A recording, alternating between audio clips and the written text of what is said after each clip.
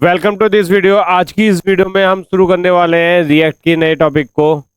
इसमें हम देखेंगे, सबसे पहले हमारा पहला टॉपिक आ जाता है JSX। JSX हमारा क्या होता है इसको समझ लेते हैं। सबसे पहले अपने इसकी डेफिनेशन देख लेते हैं।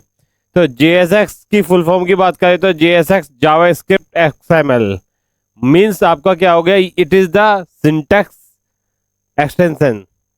इसमें क्या हो गया था, हमारा JSX is a syntax extension for the JavaScript use in A react. इसमें क्या होता है कि एक सिंटैक्स होता है जो कि आपका है ना .JSX की हेल्प से होता है। इसको अब है ना, अगर हम नॉन टेक्निकल लैंग्वेज में बात करें तो ये हमारा ओनली क्या होता है, जैसे कि हम है ना इससे पहले वाली वीडियो में आप जाके देख सकते हैं कि अगर हमें HTML की फाइल क्रिएट करनी होती थी तो हम क्या लगाते थे, एक्सटेंशन .html। अगर हमें CSS की फाइल क्रिएट करनी है तो हम क्या लगाते थे, एक्सटेंशन हमारा होता था .css। उसी तरीके से हमें ना जावास्क्रिप्ट की फाइल क्रिएट करते थे तो हमारे जो भी फाइल क्रिएट कर रहे हैं पहले उसका फाइल का नाम देते थे, फिर उसके बाद उसका एक्सटेंशन देते थे। तो जावास्क्रिप्ट की फाइल को ऐड करने के लिए हम क्या करते थे, .js एक्सटेंशन का यूज़ करते थे। तो हम अब आ जाए रिएक्ट पे। तो रिएक्ट के लिए है ना JSX क्या हो गई, JSX उसका एक एक्सटेंशन हो गया। यानी हमें रिएक्ट में कोई भी फाइल क्रिएट करनी है तो हम किसका यूज़ करेंगे, .jsx का यूज़ करेंगे। इससे हमारी क्या होगी, उसका है ना फाइल हमारी क्रिएट हो जाएगी जो हमारी रिएक्ट की फाइल कहलाएगी। आई होप आपको ये सारा सिनेरियो अभी तक समझ में आया होगा। इसका बेनिफिट क्या होता है, इसका बेनिफिट समझ लेते हैं। तो बेनिफिट की बात करें तो इसमें क्या होता है कि हम है ना जावास्क्रिप्ट के साथ हम HTML को इंक्लूड कर रहे हैं। नहीं समझ में आया होगा तो मैं इसे एक्सप्लेन करता हूँ कि इससे मैं क्या कहना चाह रहा हूँ। इससे पहले वाली वीडियो में हम क्या कर रहे थे कि हम है ना HTML की फाइल अलग क्रिएट कर रहे थे, CSS की फाइल अलग क्रिएट कर रहे थे, स्टाइलिंग की जो फाइल होती है कैस्केड स्टाइल सीट जो होती है हमारी, उसके बाद हमारी जो जावास्क्रिप्ट की फाइल होती है उसे हम अलग क्रिएट कर रहे थे। बट अगर हम रिएक्ट में बात करें तो रिएक्ट में ऐसा नहीं होता है। रिएक्ट में हमारे एक बेनिफिट हो जाता है कि हम है ना जावास्क्रिप्ट और आपका HTML के कोड को एक साथ लिख सकते हैं और CSS की फाइल अलग बनाएंगे, जो कि हमारा ऑलरेडी हम जानते हैं कि आपका है ना .css एक्सटेंशन का यूज़ होता है। अब हम बात कर लेते हैं कि किस तरीके से इसका JSX में यूज़ करते हैं, ये देख लेते हैं। तो यहाँ पे हमने एक एग्जाम्पल भी यहाँ पे शो कर रखा है। ये हमने एक वेरिएबल क्रिएट किया है कॉन्स्ट की हेल्प से, जिसमें ना हमने नाम पास किया है एलिमेंट, फिर असाइन ऑपरेटर लगाया है। असाइन ऑपरेटर लगाने के बाद हमने ना यहाँ पे एक स्ट्रिंग पास कर रखी है hello JSX। बट नोटिस करने वाली बात क्या है, नोटिस करने वाली बात ये है इसमें कि आपका इसमें हमने HTML को इंक्लूड कर रखा है, H1 टैग को इसमें इंक्लूड कर रखा है। तो ये हमारा क्या हो गया, ये हमारी हो गई JSX। आई होप आपको समझ में आ गया होगा कि हमारा रिएक्ट में अगर कोई फाइल क्रिएट कर रहे हैं तो हमें with the help of JSX create करते हैं।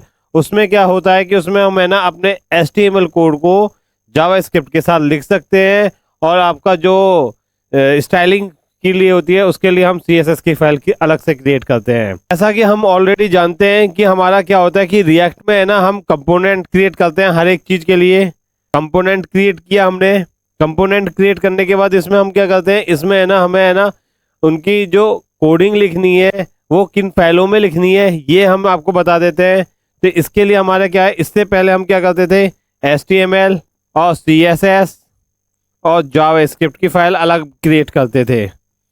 बट वहीं पे हम बात कर लें रिएक्ट में, रिएक्ट की बात करें तो रिएक्ट में हम क्या करेंगे, हम रिएक्ट में हमें है ना खाली दो फाइल बनानी पड़ेंगी। एक तो हमारी होगी .JSX, एक होगी हमारी .CSS।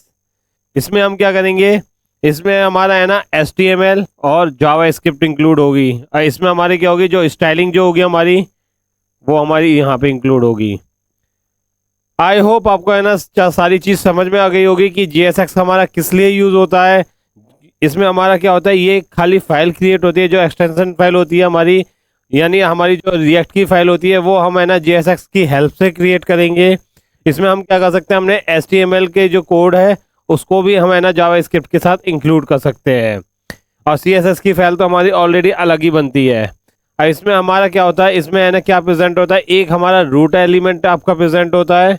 इसके बाद इसमें है ना हमारे नेक्स्ट पॉइंट की बात करते हैं, इसमें जितने भी एट्रीब्यूट्स हम इंट्रोड्यूस कराएंगे वो हमारे कैमल केस में होंगे, कैमल केस की बात करें तो हम जानते हैं कि ऑलरेडी कि हमारा क्या होता है, जो आपका सेकंड वर्ड होता है उसमें वो उसका जो पहला लेटर होता है वो हमारा कैपिटल होगा, वो हमारा कैमल केस कहलाता है।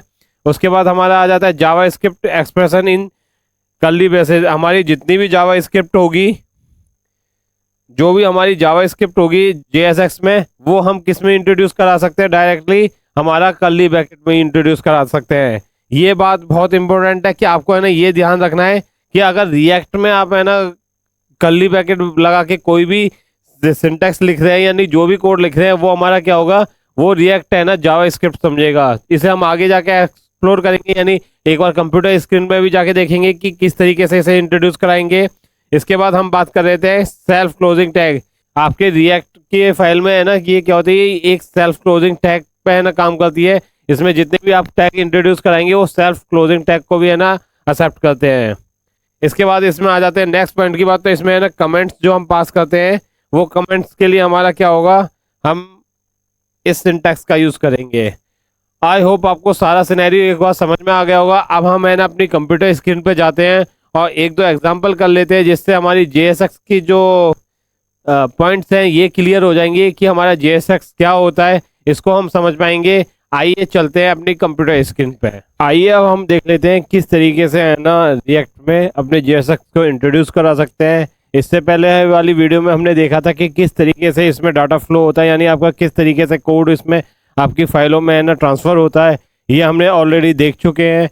इसके बाद आज की इस वीडियो में सबसे पहले हम है ना app.jsx की फाइल ओपन कर लेते हैं। ओपन करने के बाद इसमें हम है ना जो अननेसेसरी का जो कोड है या सिंटैक्स है उनको यहाँ से रिमूव कर देते हैं, जो इनिशियल फेज में हमें अभी कोई नीड नहीं है। इस सारे कोड को हम है ना यहाँ से रिमूव कर देते हैं। Ctrl+S प्रेस करते हैं, वापस अपने ब्राउज़र पे जाते हैं तो आप देख सकते हैं आपका पेज है ना बिल्कुल क्लियर हो चुका है। इसके बाद हम है ना JSX की बात करें तो JSX में है ना हमारी एक कोड को इसमें इंट्रोड्यूस करा देते हैं। तो इसके लिए हम क्या करते हैं, सबसे पहले यहाँ पे हम एक वेरिएबल को क्रिएट कर लेते हैं, const name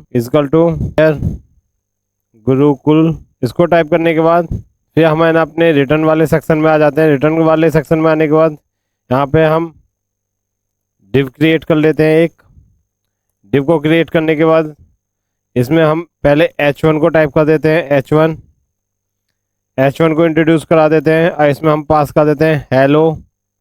और फिर इसके बाद कर्ली ब्रैकेट इसमें इंट्रोड्यूस करेंगे। कर्ली ब्रैकेट में हम क्या करेंगे, अपने जो नेम वेरिएबल को इसमें पास कर देते हैं। Ctrl+S प्रेस करते हैं तो अपने है ना ब्राउज़र में जाके इसके आउटपुट को एक बार देख लेते हैं। तो आप देख सकते हैं आपका क्या आ गया, hello air Gurukul. This is the example of the JSX। इसमें हमने क्या कर रखा है, अपने जावा स्क्रिप्ट को है ना HTML के साथ इंट्रोड्यूस करा रखा है। हमें अगर एक और एग्जांपल लिखें, welcome to JSX in react, ये स्ट्रिंग पास करते हैं, Ctrl+S प्रेस करते हैं, वापस अपने ब्राउज़र पे जाते हैं तो आप देख सकते हैं यहाँ पे क्या आ रहा है, आपका हेलो एयर गुरुकुल आ रहा है। आज की इस वीडियो में हमने ना JSX के बारे में देखा कि JSX क्या होता है। इसमें हमने क्या देखा कि है ना कि आपके JSX देख सकते हैं कि इसमें हमने app.jsx जो था, जो हमारी जो फाइल थी उस पर हम आए, उस पर हमारा क्या था, उसमें हमारा एक बॉयलर प्लेट थी, यानी आपका है ना जो वाइट की जो प्री डिफाइंड कोडिंग थी वो कंपोनेंट उसमें लिखे हुए थे, हमने वहाँ से उन्हें रिमूव किया। उसके बाद हमने अपने JSX कोड को किस तरीके से रिएक्ट में लिख सकते हैं ये देखें। तो इसमें हमने क्या कर रखा है, अपने एक ये हमारा एक फंक्शन कंपोनेंट है। फंक्शन कंपोनेंट को हम आगे जाके वीडियो में मैं एक्सप्लेन करेंगे। यहाँ पे आप समझ लीजिए हमारा एक फंक्शन है जो कि आप जावा स्क्रिप्ट में लिखते थे। जावा स्क्रिप्ट में हमने यहाँ पे एक वेरिएबल इसमें इंट्रोड्यूस करा रखा है, const name एयर गुरुकुल, एक स्ट्रिंग पास कराई है खाली। अब इस वेरिएबल को हमने रिटर्न में क्या कर रखा है, रिटर्न में आके वाले सेक्शन में आप देखेंगे तो हमने ना एक div यानी जो हमारा HTML का टैग था वो हमने इंट्रोड्यूस कराया। उसके बाद हमने h1 टैग को इंट्रोड्यूस कराया। h1 टैग में हमने एक हेलो टाइप की स्ट्रिंग पास करी। उसके बाद हमने है ना अपने वेरिएबल को कर्ली ब्रैकेट के बीच में है ना इंट्रोड्यूस कराया, पास किया।